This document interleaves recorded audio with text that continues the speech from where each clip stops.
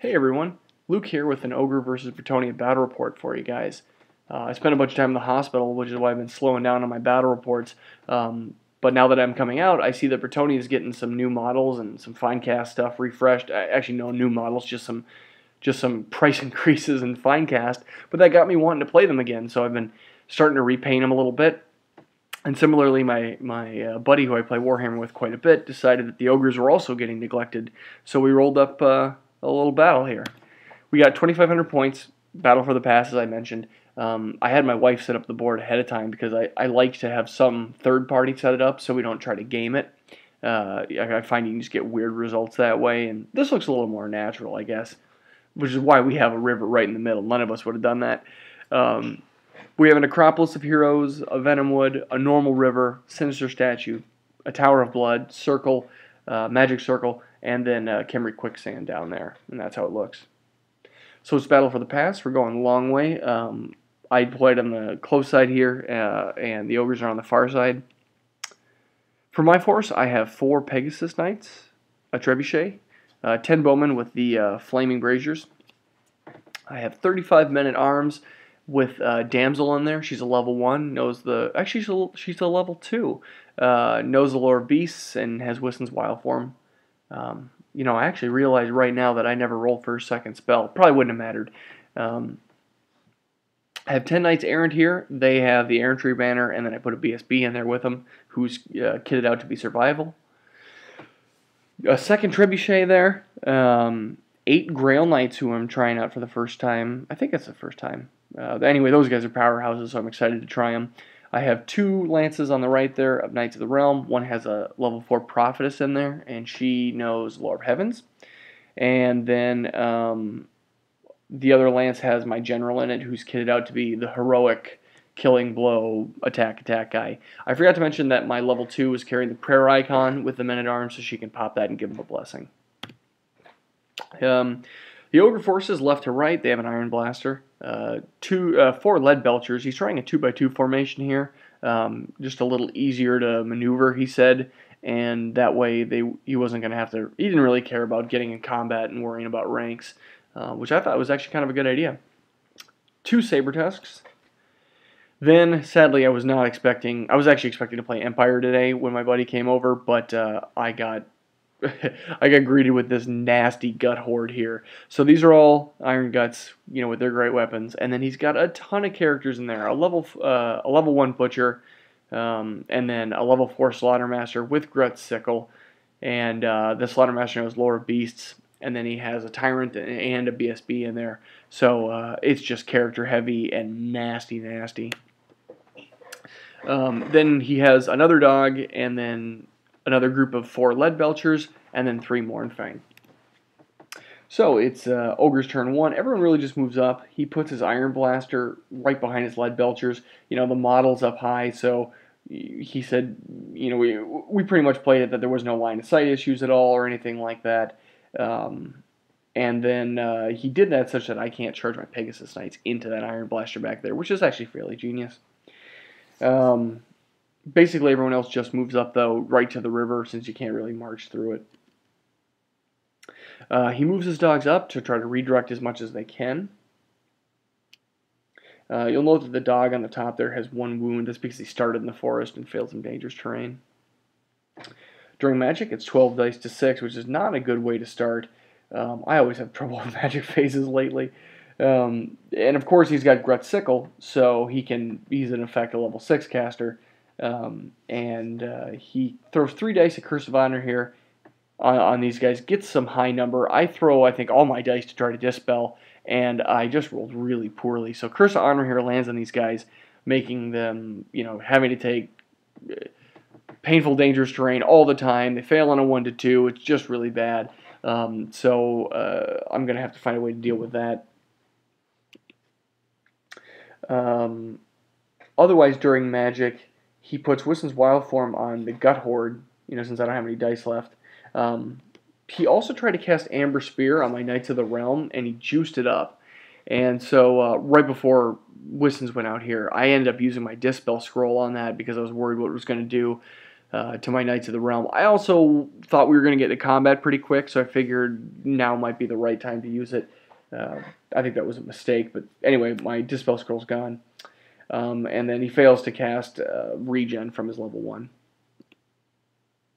During the shooting phase, I totally forgot until basically 10 minutes ago, making the battle report, that we forgot to do the -1 for skirmishers. But he gets 11 shots off, does 5 wounds. I fail all my 5-up armor saves and my ward saves. The Lady of the Lake is not with me, so I take 5 wounds here and pass my panic test. But these guys are just getting shot up. There probably shouldn't have been so many if you had normal rolling and remembered the skirmishers thing, but so be it. On the other side of the screen here, 20 shots, I think, go out from the other group of lead belchers, and 3 knights die. I don't think I've made a save on my Blessing of the Lady yet. It's possible, but I end up having some pretty bad luck this game. And I complain about cannons quite a bit in my battle reports every time I fight them. The multi-wound stuff always rolls bad for me, and the cannon one, once again, perfect aim, perfect hit, and blows up the trebuchet in 1 shot. So that pretty much sucked, but I had pretty much expected it, which is why I brought 2 trebuchets. So Bretonnia turn 1. What I decided to do here was instead of charging the dog who was getting in my way, I just charged my general out, because now he doesn't have to worry. The Curse of Honor here is on the unit, so when he leaves, it's not with him anymore. Debuffs and buffs work that way. So I charged him out, he ended up in the flank of the dog, and then I just scooted that lance to the side a little bit, and I'm just slightly moving up the other lance. You know, I don't want to get too close to the Ogres, because I'm not going to make charges on him right now, and I don't want to make it too easy for him. Otherwise, at the top there, the men-at-arms actually charge a dog who was out there, and the dog flees through the gut horde, and I just end up basically right up against the river. And that's another picture of how the men-at-arms moved. I'm moving my Grail Knights around to the side here. My goal is to kind of engage with the men-at-arms first, try to tie up the gut horde, and then slam in with both those lances. Or if there's a bigger threat, you know, just hold those Grails back a little bit to be like a second wave that hits pretty tough. Over here, I decide it's best to put my Pegasus Knights right into combat. I mean, I don't expect them to win, but they're just getting shot, so let's not give them the points for free. So we'll see what happens there. And let's see, during Magic, it's 6 dice to 5. I get Ice Shard Blizzard off on the far group of Lead Belchers, Whistens on the Men-at-Arms in case he tries to charge, and both those go off just fine. During shooting, I miss with everything, and in close combat, I end up winning, surprisingly, and run down the Lead Belchers and end up right into close combat with the Iron Blaster, which is great. I mean, I don't expect to win, but here I'm tying up the shooting, and so I'm pretty happy about that. Up top here, the Lord just pastes the dogs and reforms. And this is what the board looks like. So we're at Ogres turn 2. The Lead Belchers move in close range for shooting, just to be right in the back rank in close range, so nobody has a -1 now. The Mournfang actually fail a charge on my Lord who's standing out there. I decided to hold with the Lord. You know, I was going to get right into a challenge, and he's just kitted up for destruction. I wasn't too worried about it. I figured I'd do really well. And he just didn't make the distance. And then interestingly, he chose not to move with his Gut Horde. I expected it to move up, but he wasn't ready. During Magic, it's 8 dice to 5. I use all my Dispel dice on Curse of Honor here on my Knights of the Realm again, and end up dispelling it. But because I'm out of dice now, he freely casts Whisten's Wild Form on the Mournfang, and he gets off Amber Spear on my Knights of the Realm, killing 1. During shooting, he kills 2 more with, I think, something like 15 shots from the Lead Belchers. I forgot to mention the dog rallied. During close combat, I take a wound, but I end up sticking around. It's even combat, and I'm going to hopefully tie him up. If I keep this up, I'll be pretty happy. So in Brett's turn 2, first off, I try to charge my Men-at-Arms into the Gut Horde. but I fail and hit the river. You know, I don't expect them to live very long, but I don't want the impact hits. So if I can, you know, my plan is to charge them up, hold them, and then hit them with 2 Night Lances, but I fail, and so I'm just kind of parked in the river there. I scoot the grails around a little more, just right around the dog who's coming up there. You can see him on my flank. I'm not worried about him, and I'm just, you know, trying to advance. And then the knights errant move up slightly after making their impetuous test. I decide I can take the Mournfang with 1 lance and my lord off to the side. You know, I really think I've got a great chance, especially since the lord has heroic killing blow and he's great. So they charge in, and the Mournfang, he goes back and forth, but he decides to hold. So they hit in like that. My whittled down group of realms, you know, they're not going to last much longer. So I decide to try to charge the lead belchers. Lead belchers, is that right? Yeah, the lead belchers there who flee. And I roll like an 11 on the dice and catch them and end up wiping them out and getting out of the charge arc of the gut horde. So I was very excited there. I did not expect that to happen at all. In fact, I figured those guys were just going to probably be dead here pretty soon. During Magic, it's 12th dice to 7, which I'm very excited about because now I can get a good Magic phase off. So I throw 6 dice at the Comet of Honor here. The Comet of Cassandora, and I am going to use the juiced up version and put it like right between the Gut Horde and the Iron Blaster, and I just rolled awful, like a bunch of 1s and 2s, failed to cast, and instead of having a 5 dice lead, now it's 6 dice to his 7 dispel. He dispels Ice Shard Blizzard, no problem, and then I cast Wiston's Wild Form on my men-at-arms, who are just about to get into combat, and he uses his Dispel Scroll. I guess it's a win to get the Dispel Scroll on Wiston's Wild Form, but I would have much rather had it on my guys. During shooting, the archers failed to wound the dog. I hit 5 times and failed to wound completely, and the Trebuchet misses a shot at the Iron Gut Horde. In close combat, my last Pig Knight just explodes, but I got quite a bit of luck out of him, so I was happy. In just horrible luck on this side, my lord gets into combat and misses completely. Doesn't do any wounds. Even with weapon skill 10, re-rolling his wounds, heroic killing blow, I just missed all the hits, or I think I missed 1 and just couldn't wound. The knights with pretty much 2, I end up losing 3 and breaking. The knights stick, but the lord leaves, which is actually pretty good in this case because he can't chase me. So this is what we're looking at here. When we go into Ogre turn 3, he finally decides to charge with his Gut Horde. And they did not get an Ogre charge off here, but it's still going to be pretty bad, I'm thinking. His dogs charge my bowman. And I failed to wound on the stand and shoot, though I did hit a bunch of times. These guys just aren't working out for me tonight. And his dog charges a flank of my busted Night Realm unit.